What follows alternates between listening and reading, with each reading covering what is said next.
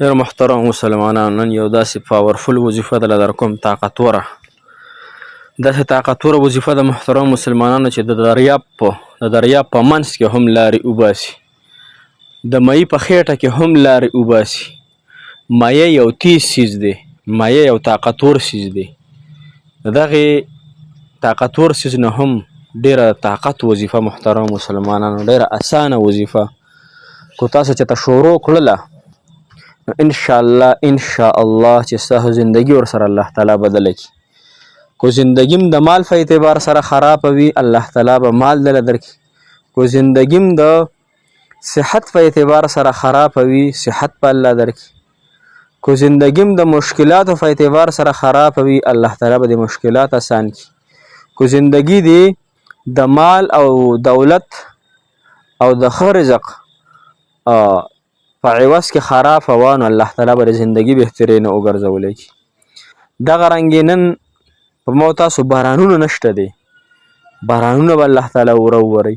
او باران د څه وجې نه کېږي؟ یو خو د ګناهونو د وجې نه، دویمه غټه وجه چې باران الله تعالی نه کوي نو د زکات د نه ورکولو په وجه باندې.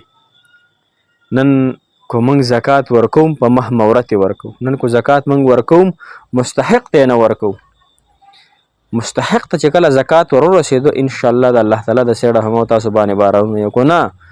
دا زکات هم د مه مورت شو، دا زکات هم داسې شو د الله تعالی رضا پکې نه وي او مستحق ته نه ورکلی کېږي، نو محترمو دغه بارانونه به الله تعالی د سیړه هم تاسو باندې. نو دا وظیفه ډېره زیاته بهترینه وظیفه ده، ان شاء الله اسانه هم ده. دغه خبره چرګانو له هم دا وظیفه ورځي، داسې مثال په طور دومره اسانه ده، هر ماشوم لوی له ورځي. نو تاسو له هم درځي، ماته اوس نه پته ده، اسانه ده. ان شاء الله شروع کړئ، زندگی به الله تعالی ډېره بهترینه وګرځولی کړي. السلام علیکم ورحمت الله وبرکاته. ډېرو معزز محترم او قابل قدر مسلمانانو، الله تعالی مو خوشحاله آباد کامیاب او کامران لره. الله تعالی مو د زړه مرادونه، د زړه جایز حاجات خواهشات پوره کړه. الله تعالی مو په دین باندې منور او معطر کړه. الله تعالی مو د دواړو جانو عزتونه راحتونه نصیب کړه. الله دې موږ له د دنیا خوشحالۍ هم راکړي، د آخرت ته هم راکړي. د چا نکاحګان نه دي شوي، کریم الله 15 ټیمه یو ځای کېږي، ماښامې د الله نکاحګانې وکړي.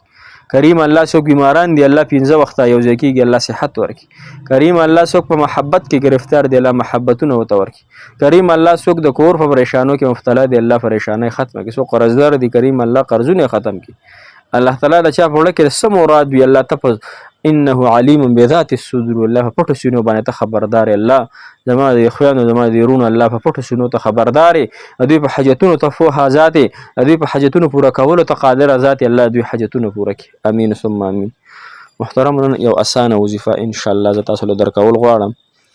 دا قرآن کې الله تعالی فرمایي لا اله الا انت سبحانك انی كنت من الظالمین.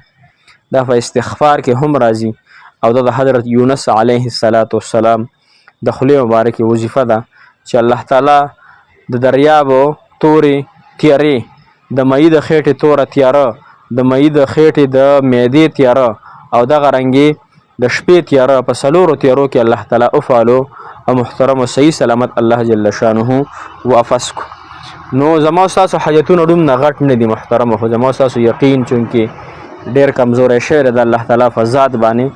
کله چې د الله تعالی په ذات د انسان څنګه ګمان وي که نه، هغه رنګ الله تعالی ورسره معاملې کوي. زمونږ ګمان لږ کمزوری شوی دی، الله تعالی دې معافي وکړي. زمونږ ګمان په پیسو باندې دی، زمونږ ګمان په شهرت او په عزت باندې، زمونږ ګمان په دغه رنګ مال او تجارت باندې دی، د الله تعالی په ذات نشه. موږ وایو چې پیسې نو په هر څه کې لار وباسي، نه. بعضې ځایونو کې پیسه د سره کار نه کوي، بعضې ځایونو کې تاسو به کورونه روپۍ، لیکن تا ته به داسې مرض ولګي، الله تعالی ورته ولګوي چې تا ته بیا صحت نه میلوي. ته به ډېر مالدار خو الله تعالی پرې په داسې یو بیمارۍ او یو داسې غم کې به د الله تعالی مبتلا کړي چې یو روپۍ هم ستا په کار نه راځي. نو پیسه کار کوي خو د الله تعالی فضل او احسان سره، مال او تجارت کار کوي خو د الله تعالی احسان چې ورسره د الله تعالی حکم ورسره. نو دا خبره چې ما تاسو د ذهن نه وباسو.